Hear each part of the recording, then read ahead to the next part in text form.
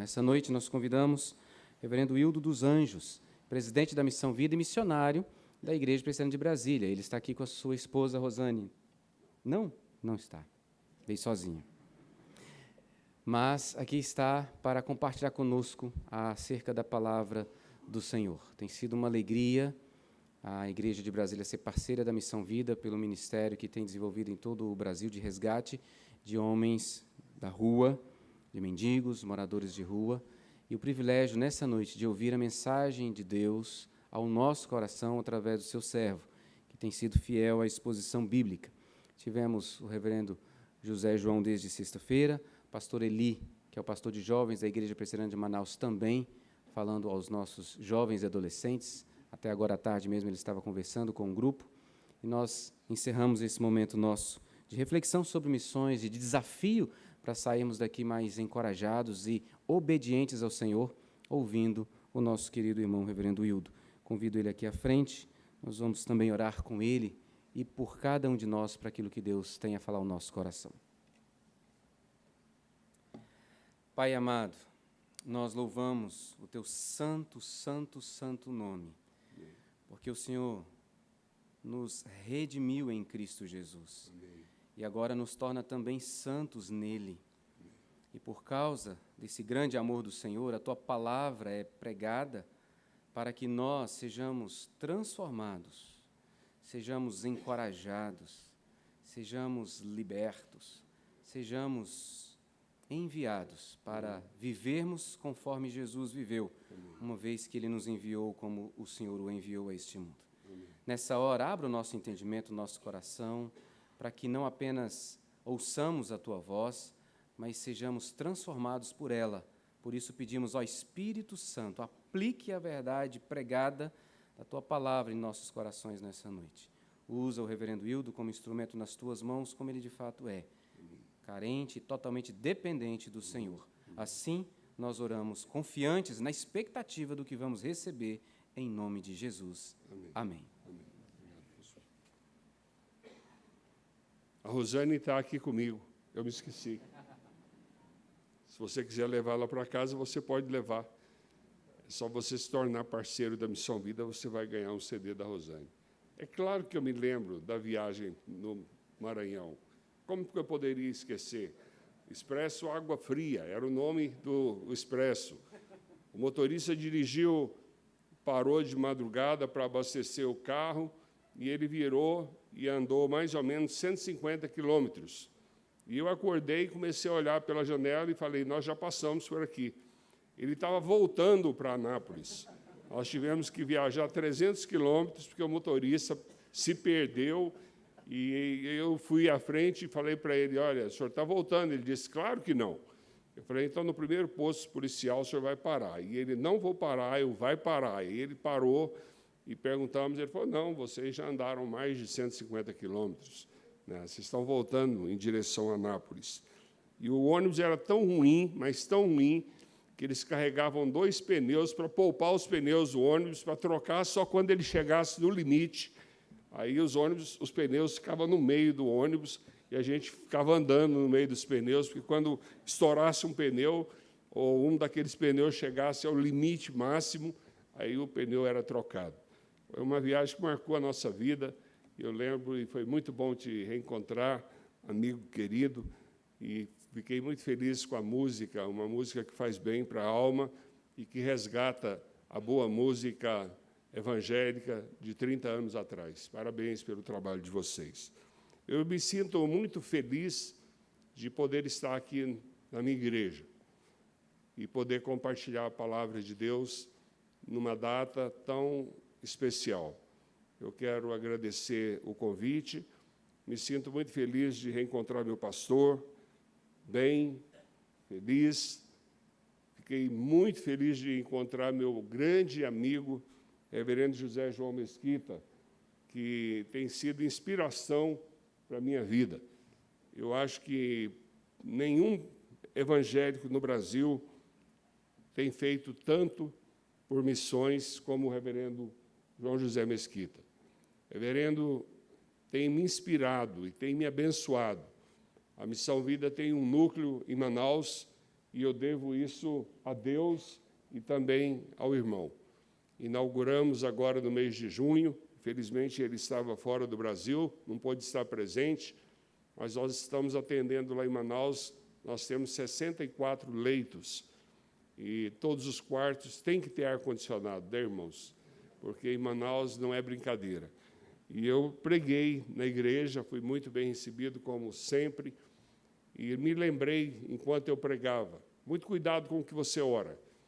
Eu orei a Deus há 32 anos atrás, quando eu preguei em Manaus pela primeira vez, eu, falando para a juventude, eu disse assim, Senhor, por que o Senhor não traz a Missão Vida para Manaus? Irmãos, eu me esqueci, mas Deus tem uma memória fabulosa, Ele não esqueceu. E chegou a hora de irmos para Manaus e tivemos que derrubar algumas dezenas de árvores para edificarmos o trabalho da missão, para plantarmos a missão. E era uma região assim bem desabitada. E a Missão Vida chegou, a região foi valorizada, Deus nos deu a graça de termos a ponte sendo inaugurada.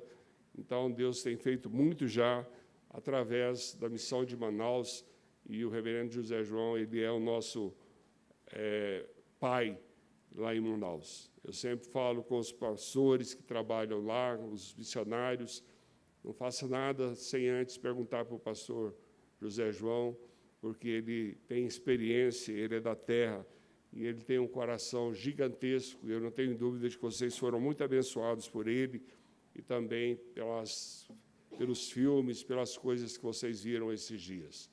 Eu estou com um grupo de 3 irmãos da Missão Vida aqui de Brasília, que está ali atrás, com o evangelista, que é o diretor institucional da missão no Distrito Federal, queria que ele fizesse o sinalzinho, e os irmãos que estão atrás ficassem de pé, os 3. Vocês roubaram essas camisetas, vocês são da missão. Então, acho que vocês devem ser da missão. Então, obrigado, queridos. Podem sentar. Nós temos um núcleo da missão há 25 anos, em Sobradinho. E estamos na beira do poço, esperando a água se movimentar, porque nós só temos mais 3 anos para estar nesse lugar, que não é um lugar próprio.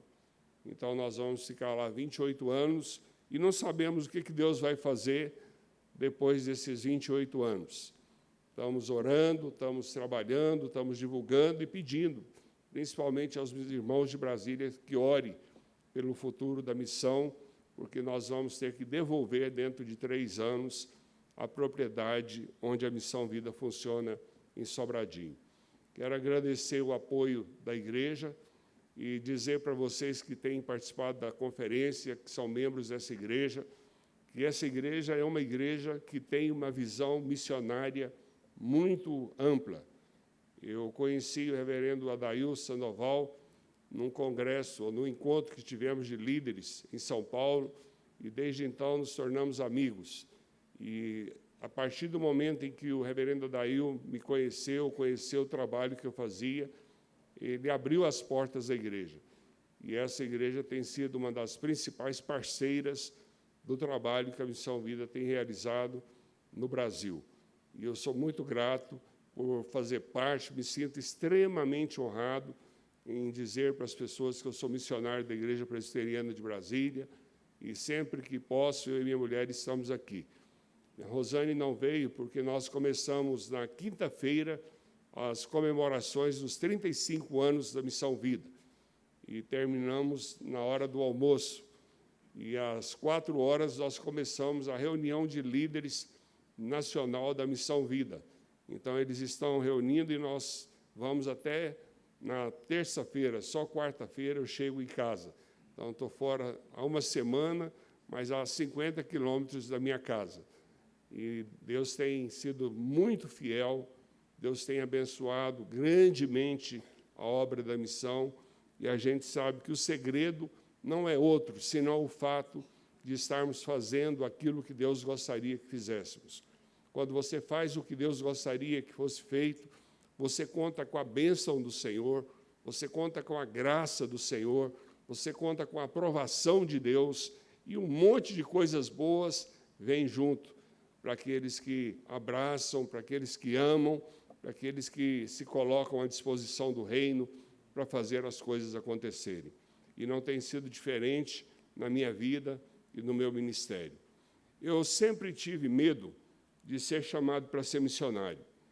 E quando eu estava no seminário, eu recebi algum livro sobre missões, e eu levava o livro para o quarto, guardava, e depois de 2 semanas eu devolvia para a pessoa que me emprestou, e dizia, olha, eu não tive tempo de ler o livro, está aqui seu livro, depois eu peço para você emprestado. Quando o livro era um livro de chamado para trabalhar entre os índios, eu guardava debaixo do colchão, né, para nem ver a cor da capa e nem saber o nome de quem escreveu, e no final eu devolvia. Era um medo terrível, porque eu achava que seria o fim do mundo ser missionário e, principalmente, trabalhar entre os índios. Eu viajei pelos 4 continentes, mas eu me negava a ir à África. Eu recebi 2 convites para pregar em congressos na África, e eu sempre dizia, não, eu estou muito ocupado, eu não posso ir à África. Mas eu tenho um compromisso com meu filho. Nós passamos o Natal e o Ano Novo. Eu tenho um filho homem e 3 filhas mulheres. Então, as mulheres passam num lugar e eu e ele passamos no outro lugar. Eu posso escolher um país e ele pode escolher o outro país onde ele gostaria de estar. Sempre evidente que um próximo do outro. E, em 2016, final de 2016, ele escolheu que ele queria ir para a África do Sul. E eu fiquei pensando, onde é pior para que eu não vá para a África? Então, eu não tenho muita opção, acho que nós vamos ficar só na África do Sul. Mas eu recebi um médico na missão que nasceu em Camarões e estudou medicina em Madagascar. Ele é um dos médicos que trabalha conosco em tempo integral, Dr. Arcelo. E todas as vezes que eu convidava o Arcelo para ir à minha casa, para lanchar, para almoçar ou jantar, ele falava sobre a África. E eu falava para minha mulher, vou ouvir hoje de novo sobre a África. E ele viajava para a África e trazia para mim uma camisa da África, que eu não gostava e nem usava.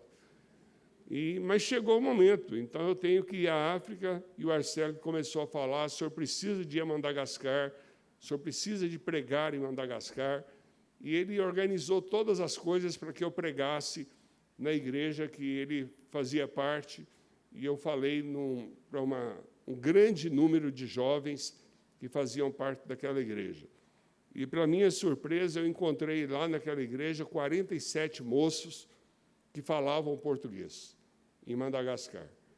Eles tinham tido um missionário brasileiro que preparou um grupo de 47 jovens e, num período de 4 meses, ele ensinou o português para esses jovens. E eles vieram evangelizar na Copa. Então, eles estavam loucos para me ouvir, porque eu iria pregar em português e seria traduzido também para o francês e para a língua mais falada no país. São 8 idiomas. E, quando eu estava ali sentado, no final já do culto, o pastor já tinha orado, impetrado a bênção. Aí vem um irmãozinho, quando todo mundo já estava saindo, e ele pede o microfone.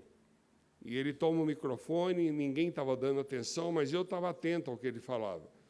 E ele disse assim, eu queria agradecer a todos vocês que têm orado por mim e pelo projeto que eu tenho desenvolvido. Hoje eu estou cuidando de 50 crianças. E, graças a Deus, meus filhos têm sido alimentados todos os dias. Mas o período de manga está acabando. E eu não sei como eu vou fazer depois desse período de manga. Todos os dias eu acordo bem cedo, subo no pé de mangueira, recolho aquelas que estão maduras, outras que estão de vez e guardo. E, na hora do almoço, eu dou uma manga para cada um dos meus filhos, e, na hora do jantar, eu dou uma manga para cada um dos meus filhos. Mas é muito triste acordar, irmãos, de madrugada, aí tinha umas 15 pessoas escutando o que ele falava, e ver os meus filhos chorando, e chorando de fome. E ele terminou de falar, e com a mesma rapidez que ele falou, ele gastou uns 2 minutos, ele desceu, e eu pedi que o meu intérprete fosse atrás dele e o trouxesse. E ele veio, e eu perguntei, irmão, onde é que você trabalha? Ele disse, eu trabalho na numa cidade, à beira-mar, chamada Tulliard. Eu falei, essa cidade fica perto? Ele falou, 24 horas de carro, porque é uma estrada onde passa só carros de boi. Então, para chegar lá de carro é muito difícil, 24 horas. Tem avião para lá? Ele disse, uma vez por mês tem. Eu falei, eu gostaria de ir lá nesse lugar, mas eu não tinha mais agenda, eu tinha novos compromissos na África do Sul. E eu falei para ele, quanto que você gasta por mês para alimentar os seus 50 filhos? Ele falou, são 54, porque 4 são meus, e 50 são as crianças que nós cuidamos. E ele sabia exatamente o valor. E quando ele terminou de falar o valor, o meu filho, que é engenheiro, tem 22 anos, ele falou para mim assim, tantos reais. Aí eu olhei para ele e disse assim, então nós estamos começando 2017, já era ano novo, o ano velho, o Natal, o ano velho, a passagem do ano velho, aliás, o Natal nós passamos na África do Sul e estávamos na última parte da viagem. E eu disse, meu irmão, durante o ano de 2017, você não vai orar pedindo a Deus recursos, porque eu vou mandar para você todos os meses o dinheiro da alimentação. Então, você nunca vai orar durante os 365 dias desse próximo ano, você não vai orar pedindo alimento. E eu cheguei em casa e passei para minha esposa o compromisso que tínhamos assumido e reafirmamos o nosso compromisso e pedi à minha secretária que depositasse os 3 primeiros meses, no segundo trimestre ela fez o mesmo e ela fez isso durante o ano de 2017. E agora, em 2018, eu fiz no primeiro semestre uma viagem para todos os continentes e eu queria voltar a Madagascar e eu fui convidado para pregar no mesmo congresso. E lá nesse congresso eu tive o privilégio de reencontrar o irmão Hassina e a sua esposa, que também se chama Hassina. Falta um pouco de criatividade, né? Hassina e Hassina. E é bom porque quando você troca o nome, você acerta. E eu disse, eu vim preparado dessa vez, eu estava com minha mulher, para conhecermos o trabalho de vocês lá em Tulliard. E levamos uma missionária que aprendeu a falar português em 4 meses e fala melhor do que eu. E não é muita vantagem falar português melhor do que eu.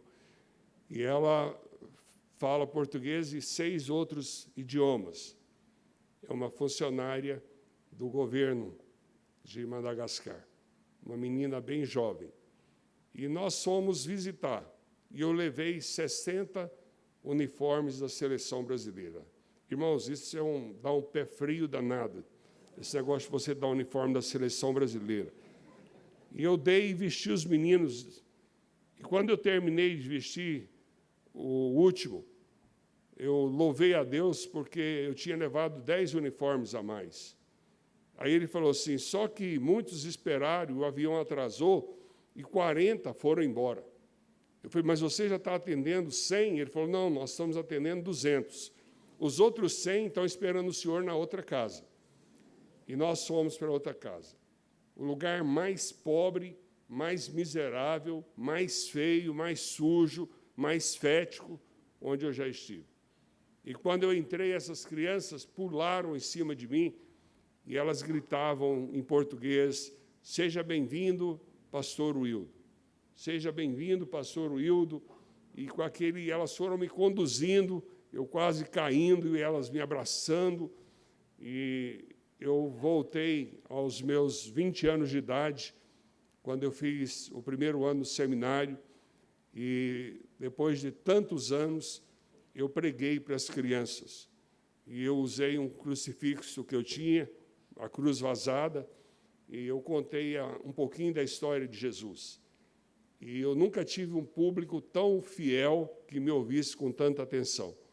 Então, na medida que a Mensa, a intérprete, ia falando,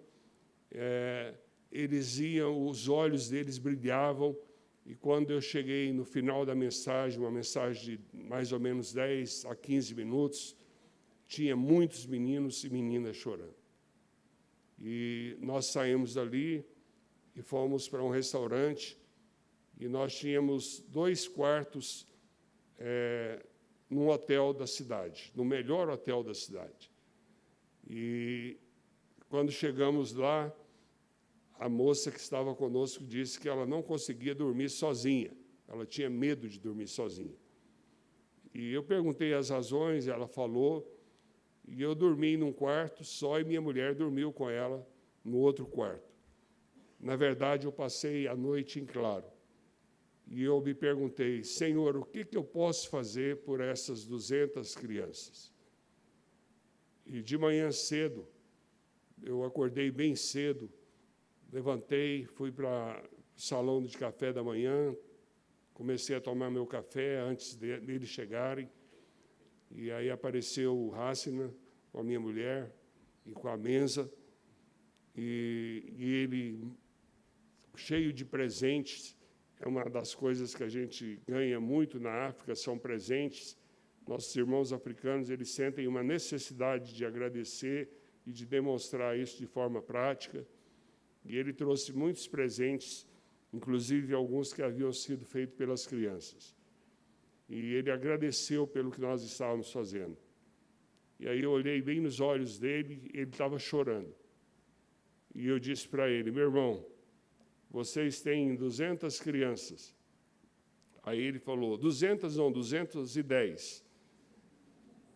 E eu queria que você soubesse que nós vamos triplicar o valor da nossa doação. Só que, nessa altura, já não podia ser só o Wildo, tinha que ser o Wildo e os amigos do Wildo. E eu cheguei e compartilhei com 3 pessoas, e, de pronto, elas aceitaram. Mas, quando nós estávamos voltando para Antananarivo, a capital, a Mensa olhou para mim e disse, se o senhor pudesse incluir as minhas 50 crianças, porque eu também cuido de 50 crianças no meu bairro, e elas passam por muitas privações, e se o senhor pudesse ajudar, eu digo, pode fazer camiseta da seleção brasileira para as suas crianças também. E ela falou, mas o senhor não poderia mandar, como o senhor manda para o Hassina, também uma oferta para minhas crianças? Eu perguntei quantas, ela disse 50. Eu falei, claro que nós vamos mandar. E eu voltei com o coração feliz por poder ter participado durante mais de um ano, mas, ao mesmo tempo, angustiado por saber o que fazer na África, o que fazer em Madagascar. E o Senhor me deu uma ideia. A ideia era abrir 3 centros educacionais, a exemplo do que nós temos em Anápolis, que atende 250 crianças, e é o que nós temos na Paraíba, que atende 100 crianças. E eu a convidei para vir passar um ano conosco, sendo treinada para representar a Missão Vida e cuidar dos interesses do trabalho e da missão na África. E, para minha felicidade, essa semana ela disse, eu estou pronta para partir para o Brasil. Quando devo chegar? E eu gostaria que o senhor soubesse que eu estou indo para ficar 5 anos no Brasil. E o Senhor me disse que Ele tem uma grande obra para realizar na África, e que eu voltarei no final de 5 anos, preparada, formada, e ela já tem uma formação superior, e eu quero fazer o seminário da missão. A Missão Vida tem agora um seminário teológico, que tem o curso voltado para missões urbanas. É o primeiro seminário do Brasil onde você aprende teologia e você pratica aquilo que você vive. Você pratica cuidando das crianças em situação de risco, cuidando das mulheres vítimas de violência, você pratica cuidando dos mendigos, dos alcoólatras, dos drogados, você participa diretamente, diariamente, de todas as atividades. E ela vai, então, chegar em janeiro e vai passar 4 anos fazendo teologia, e depois ela vai voltar. E ela me perguntou, dentre as coisas que eu vou fazer, o que eu vou fazer? Eu disse, eu não conheço ninguém que vai ficar 4 anos ou 5 anos no Brasil que fala tantos idiomas. Você vai ensinar línguas para as crianças do bairro Itatiaia, dentre outras coisas. E eu queria compartilhar com vocês, isso ainda não é a mensagem, é só a introdução. A reverenda Dail está ali, ele disse assim, muito bem, o Ildo vai em frente. Eu queria mostrar para vocês um slide show de 3 minutos sobre essa viagem à África e sobre esse projeto que a Missão Vida está desenvolvendo já há quase 2 anos. Pikelamu ya bonzabe pikoku misakayo nabanzelu ya likolo pakoye belakayo Pikelamu ya bonzambe pikoku misakayo nabanzelu ya likolo bakoye belakayo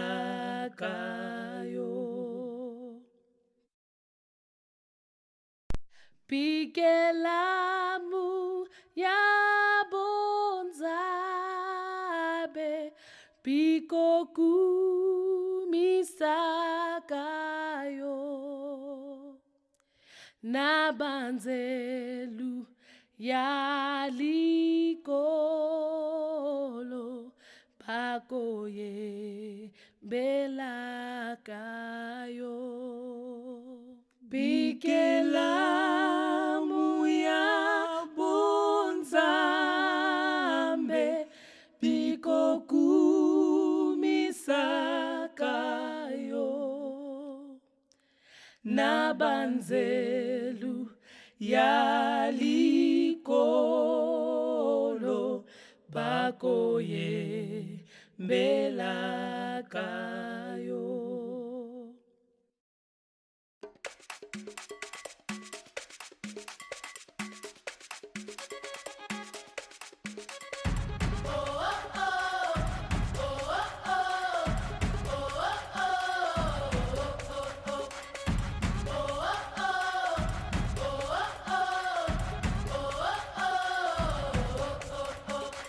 Give thanks to the Lord, for He is good. His love and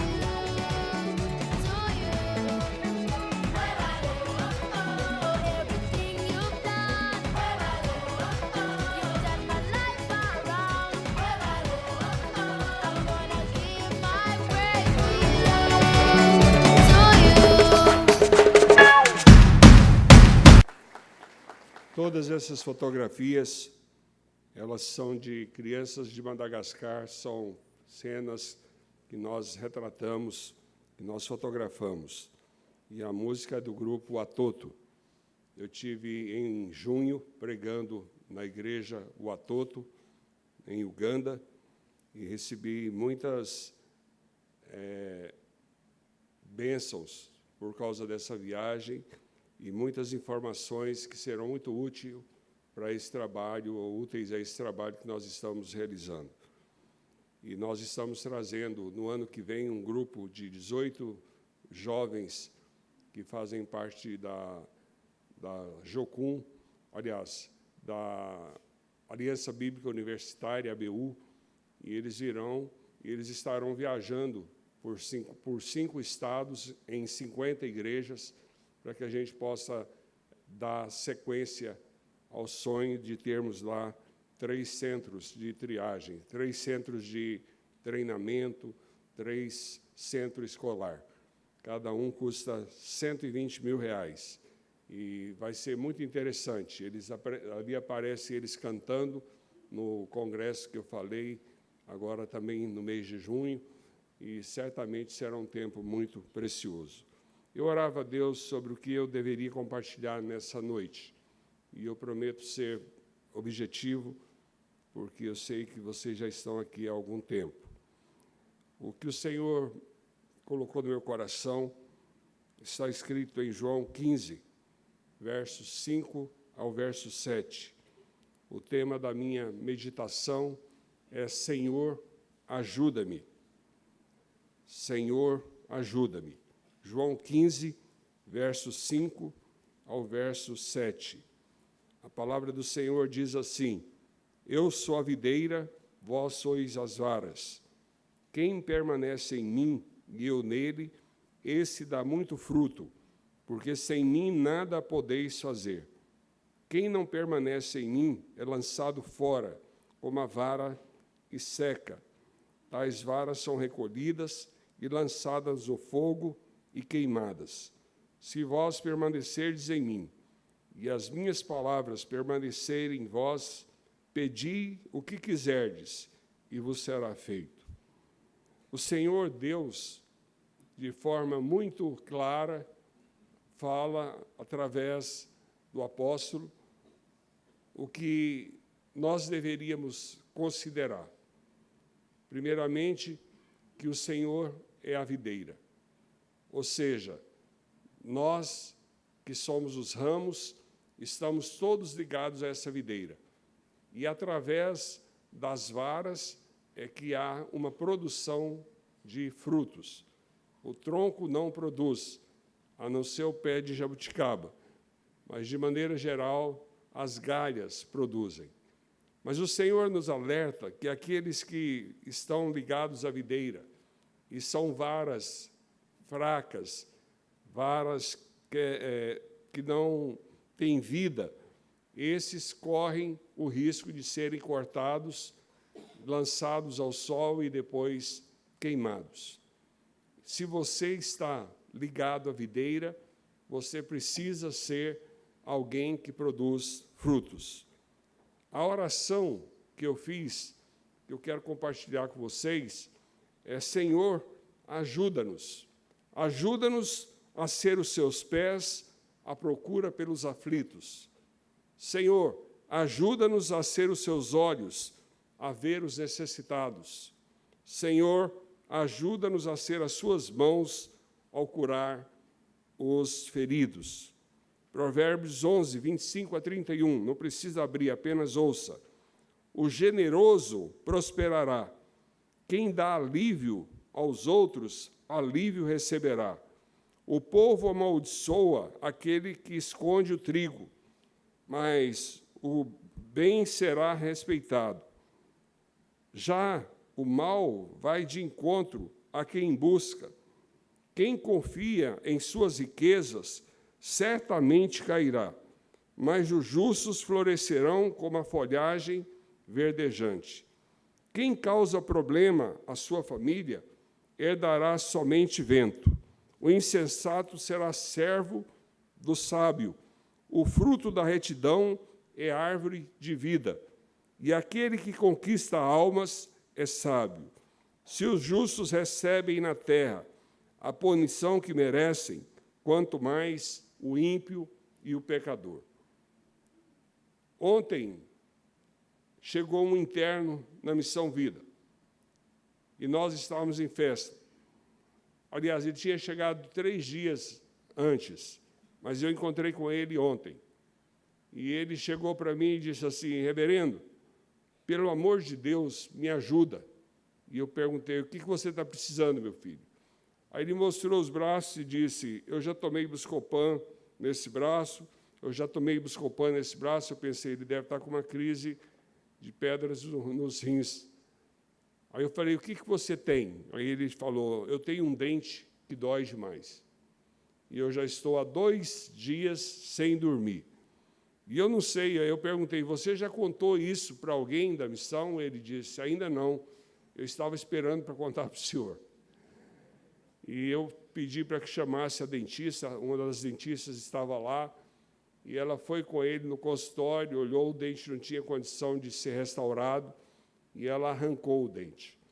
E quando foi à noite, ele ficou esperando que eu chegasse do lado de fora do templo, e quando eu cheguei, ele me deu um abraço e disse: pastor, eu não estou sentindo mais dor. E ele tinha extraído o dente algumas horas antes. E eu estou muito feliz de poder estar aqui nesse lugar. Irmãos, como é bom a gente ser a resposta de Deus para a dor, para o sofrimento, para a morte de tantos que estão caminhando a passos largos em direção ao inferno. Como é bom a gente ser conhecido por Deus como servos, e o Senhor move o nosso coração, e através da nossa vida coisas vêm à existência. E o Senhor usa para isso filhos, servos seus, gente que é conhecida por Deus, e Deus, a sua infinita misericórdia, toma a vida dessas pessoas e faz dessas pessoas instrumentos da sua mão. Existem algumas coisas que eu tenho dificuldade de entender como presbiteriano, mas eu não posso negar que há alguma coisa diferente, estranha, e, como disse Da Vinci, há muito entre o céu e a terra, há muita coisa que a gente não compreende, e é verdade. Eu estava chegando de Uganda algumas semanas atrás, e eu me sentei num banco, e a Rosane ficou caminhando, olhando lojas, e ao lado à direita estava sentada uma mulher, e ela falava alto e me incomodava porque eu estava lendo. E ela falava com alguém do outro lado, e a conversa era mais ou menos a seguinte: mas só amanhã vai abrir? E eu imagino que a pessoa do outro lado respondeu: só amanhã. Mas você tem certeza disso? Porque eu estou precisando hoje. E a pessoa deve falou: só amanhã. Irmão, eu preciso da ajuda. E a pessoa deve ter falado para ela mais uma vez: mas é só amanhã. E quando terminou, ela desabou a chorar. Eu fechei o meu livro e olhei para ela e disse: eu posso fazer alguma coisa pela senhora? E ela disse: meu filho, eu saí de Pouso Alegre, interior de Minas, ontem, muito cedo, porque eu tinha que chegar no Hospital das Clínicas antes das 9 horas da manhã.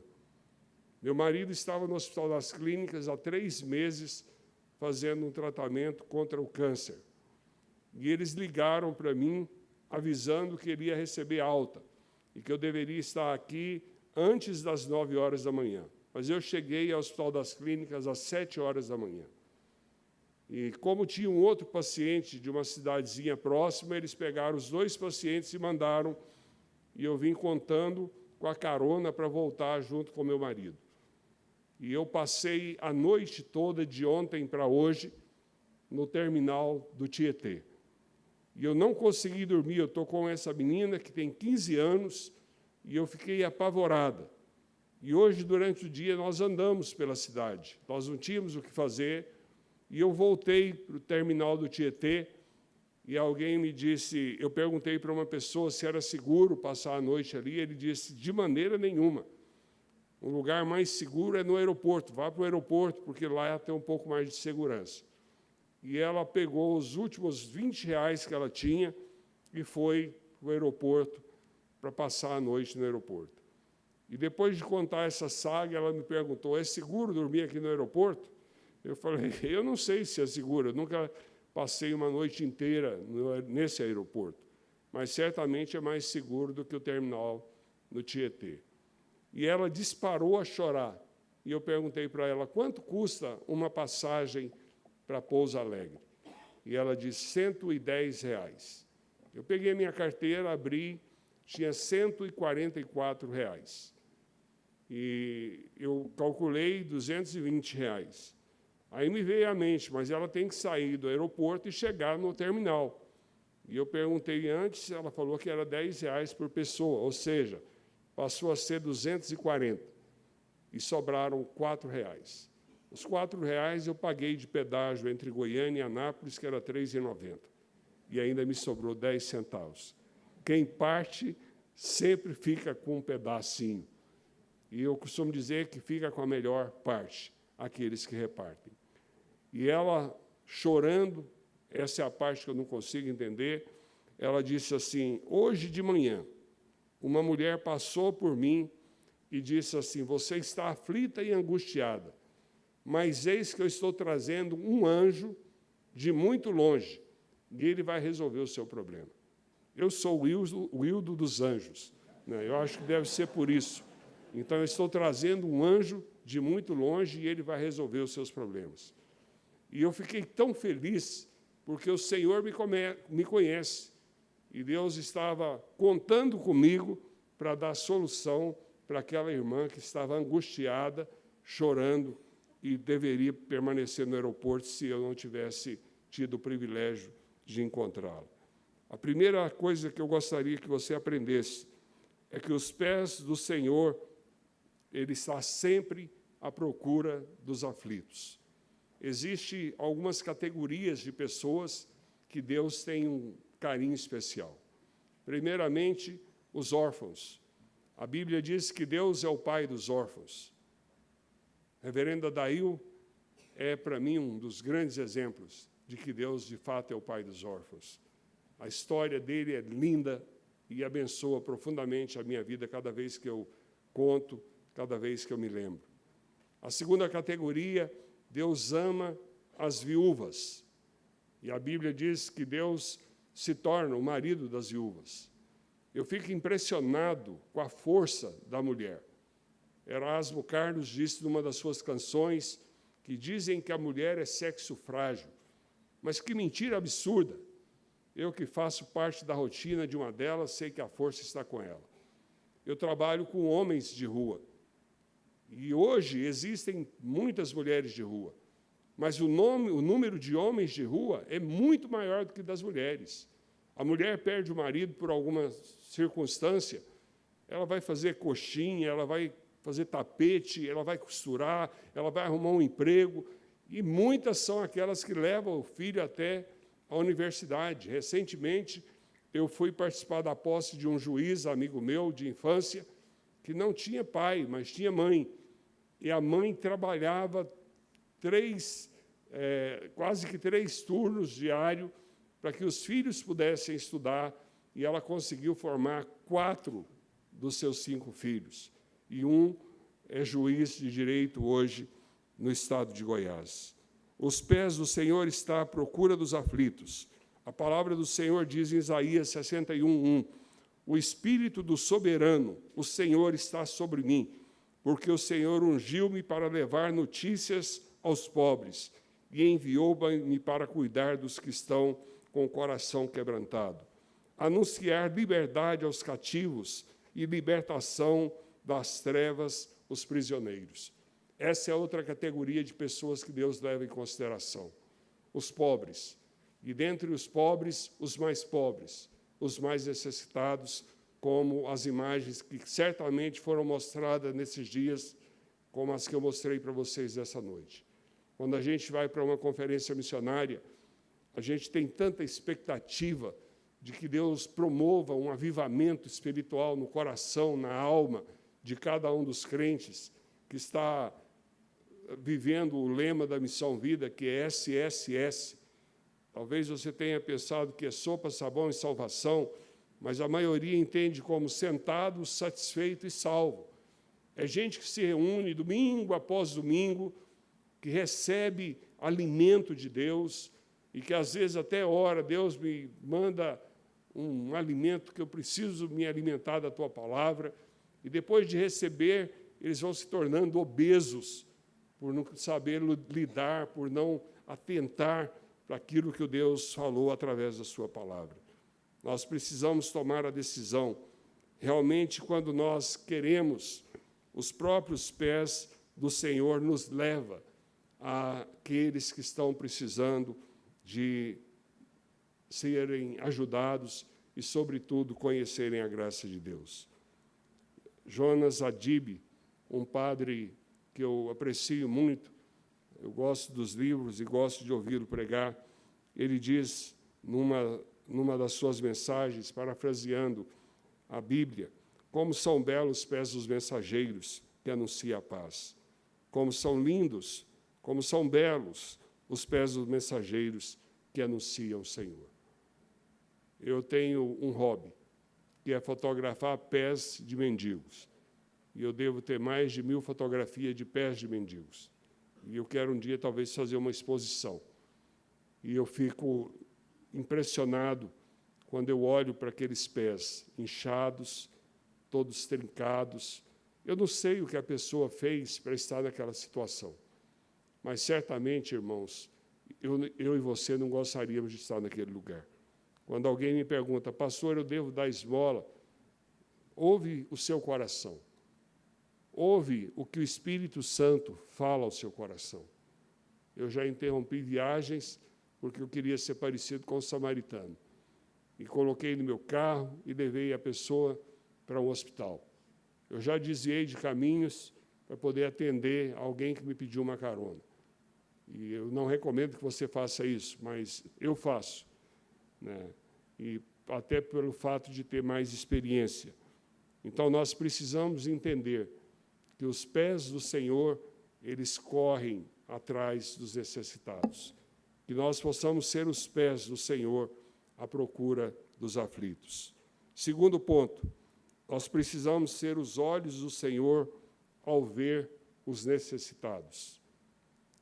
Eu li uma entrevista, há alguns anos atrás, e provavelmente alguns de vocês, na Folha de São Paulo, que era a história de um doutor da Universidade de São Paulo, que resolveu escrever uma tese de doutorado, ele estava trabalhando no seu doutorado, e ele resolveu escrever sobre os necessitados e os invisíveis. E ele chegou de manhã, subiu as escadas em direção ao seu local de trabalho, e, na medida em que ele ia subindo, todas as pessoas o cumprimentavam. Bom dia, doutor, bom dia, doutor. E ele chegou até a sala dele, fechou a porta e se trocou e se vestiu de gari. E ele desceu pelas escadas, passou pelas pessoas que o conhecia, e nenhuma dessas pessoas o cumprimentaram. E ele escreveu um texto muito interessante sobre os invisíveis. Há muita gente que nós cruzamos o caminho delas e elas o nosso, e nós não percebemos. Nós precisamos olhar as pessoas com os olhos de Deus. Nós precisamos ouvir o que as pessoas têm a nos dizer. Hoje, quando alguém para você para pedir uma informação, você quer logo se desvencilhar, porque é perigoso, e é verdade.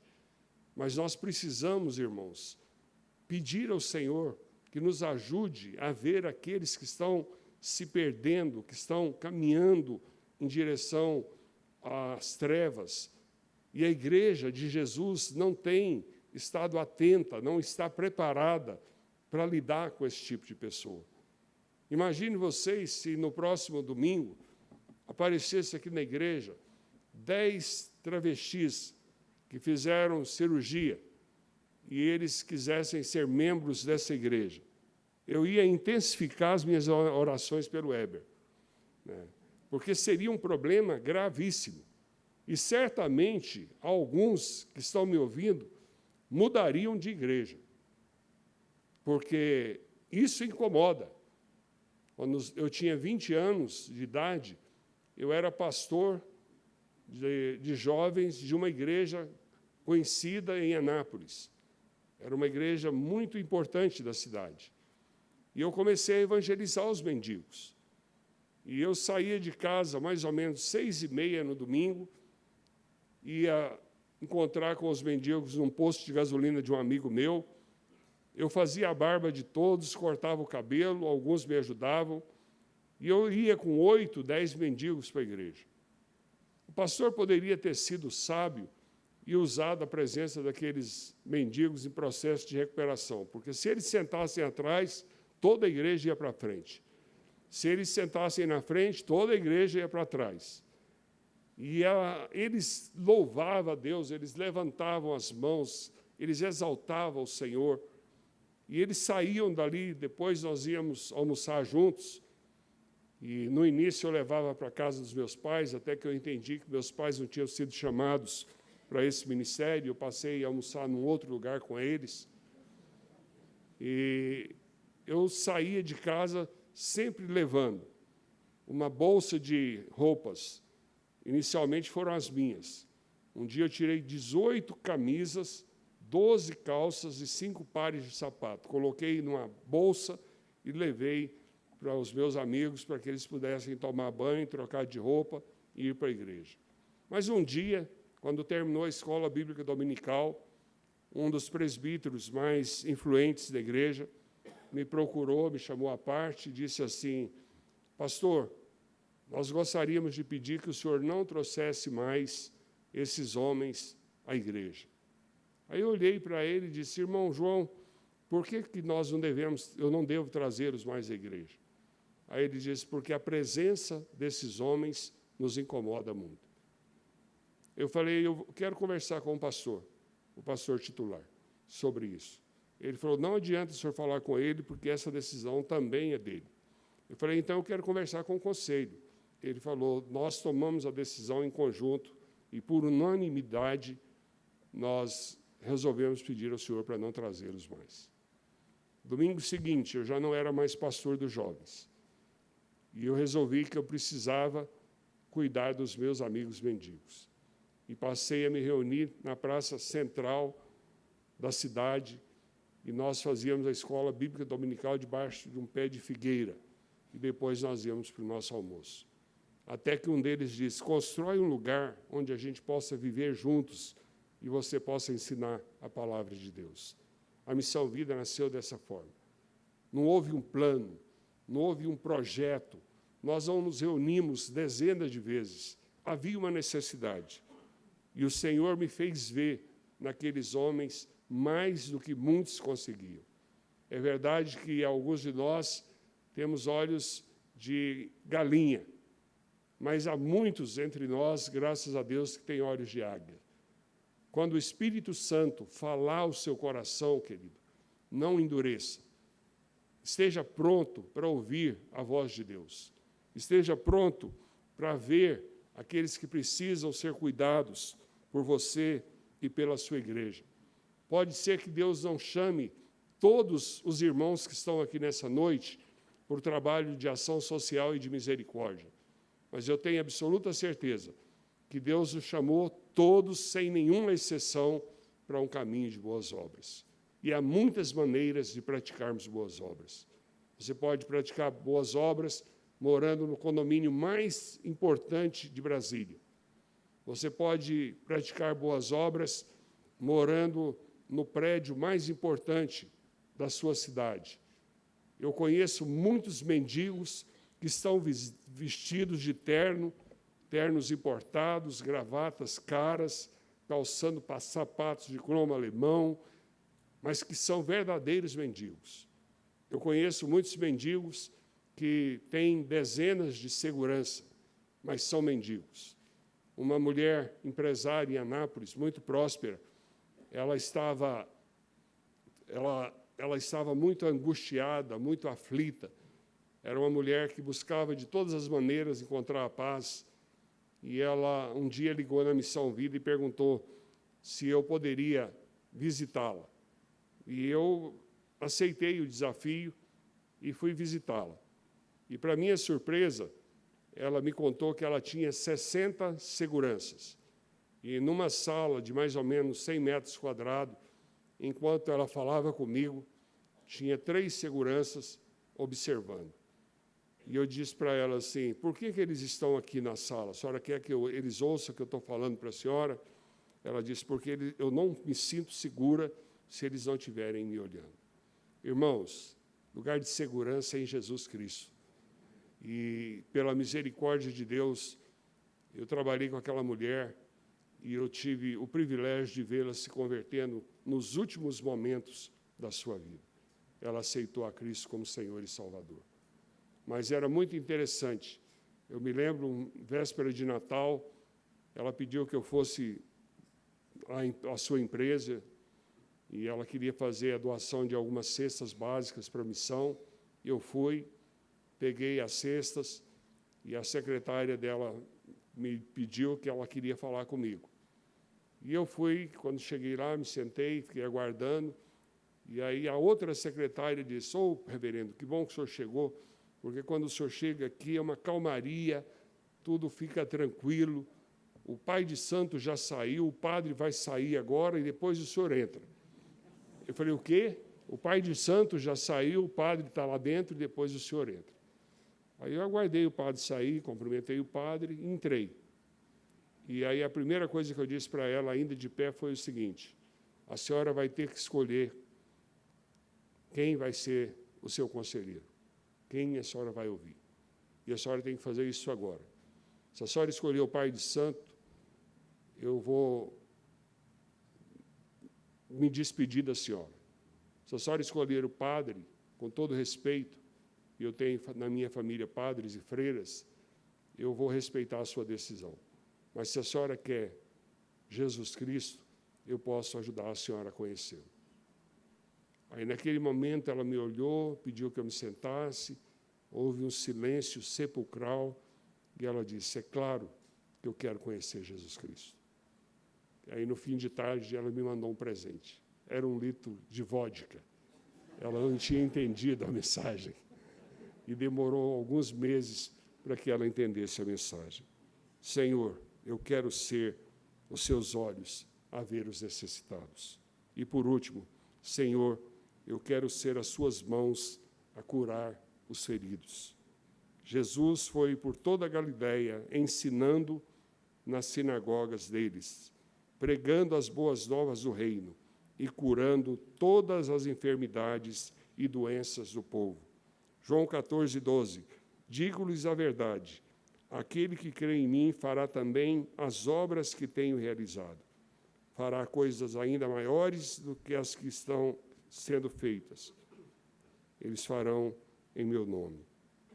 Em Tiago 4,17, eu queria que você pensasse nisso. Diz assim, pense nisso, pois, quem sabe o que deve fazer, o bem e não faz, ele comete pecado. E eu quero citar a frase de um escritor bastante conhecido, que eu pessoalmente não gosto, por isso eu não vou nem citar o nome dele, mas a frase é interessante. Diz assim, a omissão de quem pode e não auxilia o povo é comparável a um crime que pratica contra toda uma comunidade. Quando nós sabemos o que fazer e não fazemos, nós estamos cometendo um pecado. Eu diria não só contra a comunidade, mas contra o próprio Deus. O Senhor nos dotou de inteligência, o Senhor nos fez prósperos, o Senhor nos deu família, o Senhor nos deu bens, o Senhor nos deu Jesus Cristo, o nosso Salvador. O Senhor nos tem na palma das suas mãos e nós precisamos, irmãos, ser os pés à procura dos aflitos. Nós precisamos ser os olhos do Senhor ao ver os necessitados. Nós precisamos ser as mãos do Senhor que cura os feridos. Abaixa a sua cabeça, feche os seus olhos. E eu queria que nós orássemos.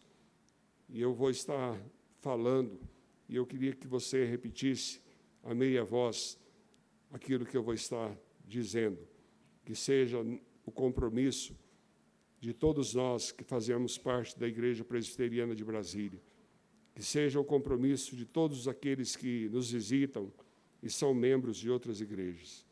A oração é a seguinte: Senhor, ajuda-nos